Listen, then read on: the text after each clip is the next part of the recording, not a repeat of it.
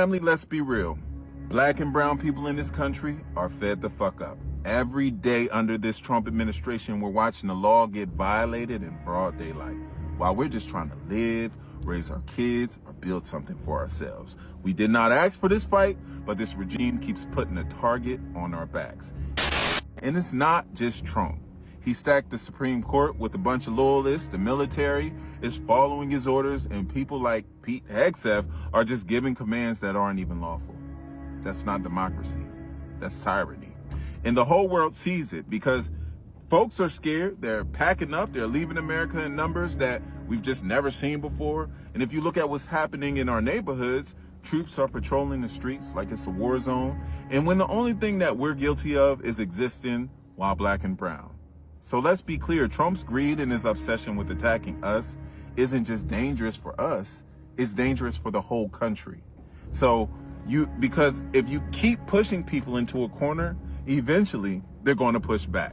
And when people lose faith in the justice system, when we believe that the courts won't protect us, every state in America, we're slipping into chaos. And that's not a warning. That's a fucking guarantee.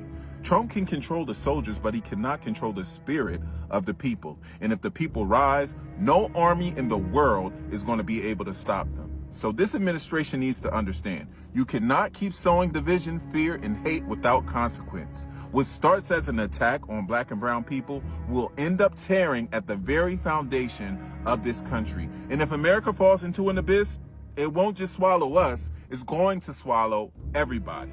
So I'm telling you, stay aware, stay strong, and stay united, because history shows us one thing: every empire that forgets its people eventually collapses. It's getting harder and harder to pretend like everything is okay.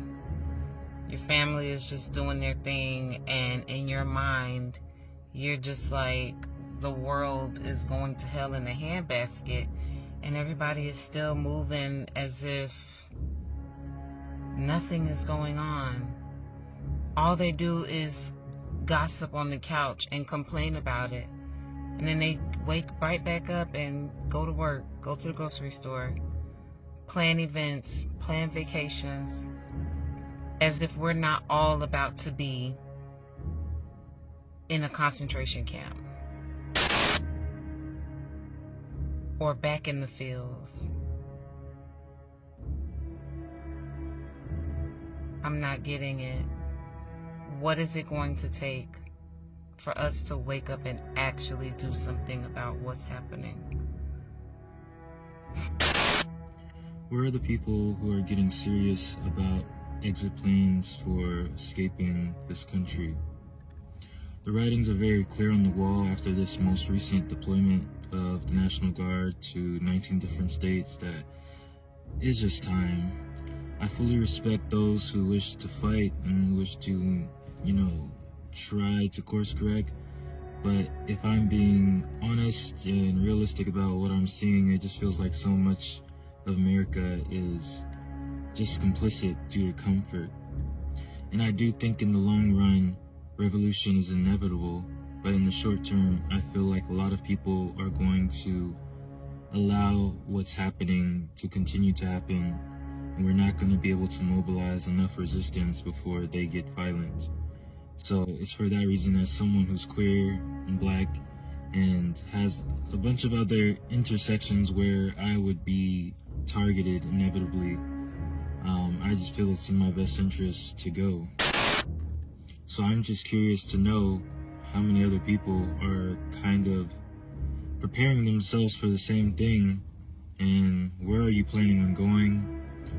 Are there communities for this thing? I'm sure there is. I actually just go on Facebook, but I don't know. Maybe we can form some kind of community in the comments. I'm gonna be honest with you and tell you that I'm having a hard time right now. Yeah. I'm having a hard time right now. I'm sitting back and I'm looking at all of the chaos that is happening, and it is tearing me apart. I'm gonna keep it real solid, and it really bothers me even more that, I work for an agency. Yes, it's a government agency, and people just sitting there acting like life goes on as usual. Well, for me, it ain't going on as usual. But then again, when I look at the majority of the people that's sitting up there looking like life is going on as usual, I guess for them it is. What I'm seeing right now is an abomination and an assault, directly and indirectly, on the black population. Yes, it's happening to other people, and I've spoken about that. Now I'm talking about ours. We are being reduced back down to second-class citizenship, to the point that they are even removing our power to vote. They are doing this by way of gerrymandering.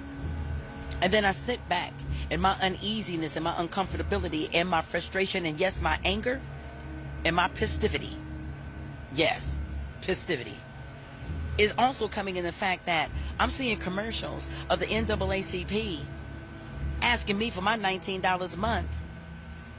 But yet and still, I don't see you getting out there doing nothing. And it's a direct attack and indirect attack on us. Right now, they are attacking folks that are in leadership positions. And that's why I tell people all the time, go and look at The Birth of a Nation, 1915 by D.W. Griffith. Many people want to reference The Handmaid's Tale. Now, that's fine, but we're going to have to go back a little bit further as far as this is concerned, this information is concerned.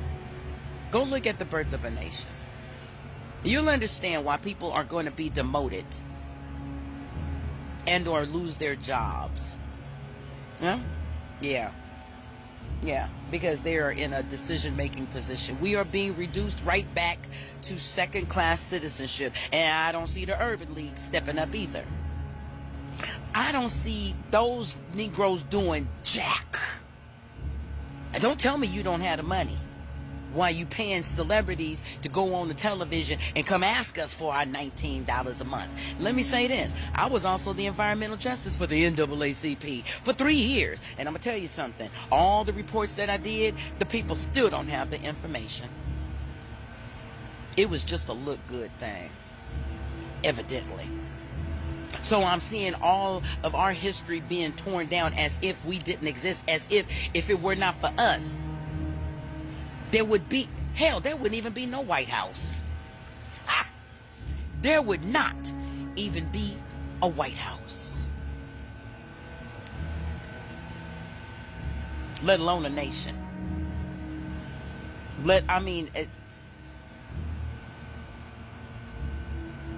Yeah. I'm pissed off.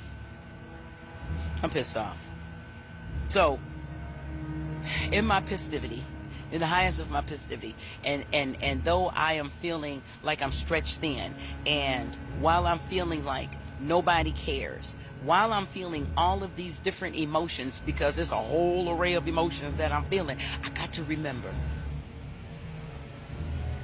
that God is faithful. And when I'm in my distress, that's when I'm the strongest. That's when he takes over. That's when he brings me comfort. Right now I got tears in my eyes because I'm thinking of him. And sometimes this world gets hard, baby. And it's going to get harder. But the deal is, we're going to have to understand where our true strength comes from, because now is the time. It's always been the time. But it's even more the time right now. So, when you feel your weakest, when you feel like you are at your wit's end, when you feel like you just have nothing left to give, I need for you to change your whole mindset and focus your mind and your heart, your spirit and your soul on God. That one, so right there, that's where you go. That's where you go. Because the enemy is busy, and he's sitting in that White House right now. Okay? God said he will then send us a comforter. He said the battle is not ours, it is his. He also said vengeance is his. He's going to take care of it. But we also have to be strong. I'm not hungry. You know, I got a roof over my head, right? I got a job, right? Which takes care of my basic necessities. Huh? Yeah. So I can't relish in the distress. I have to look forward. I have to look forward and tell myself and tell you, God got this. And he he loves us. He loves us. He loves us. He loves us. I know he loved me, baby. I know he loves me. He tells me so.